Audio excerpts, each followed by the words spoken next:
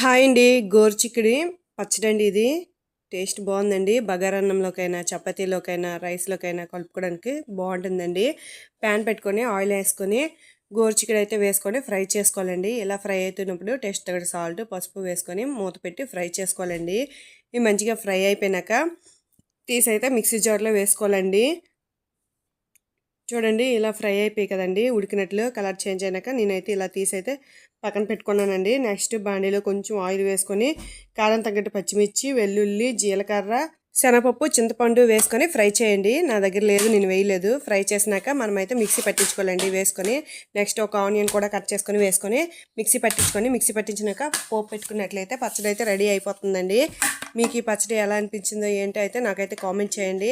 నచ్చితే లైక్ చేయండి. మన ఛానల్లో లాంగ్ వీడియోస్ కూడా పోస్ట్ చేస్తున్నానండి ఈ మధ్యన అయితే. నా లాంగ్ వీడియోస్ కూడా చూడండి. మన ఛానల్ ఏమొచ్చి all in one Anu Shravya vlogs అండి. Thank you for watching.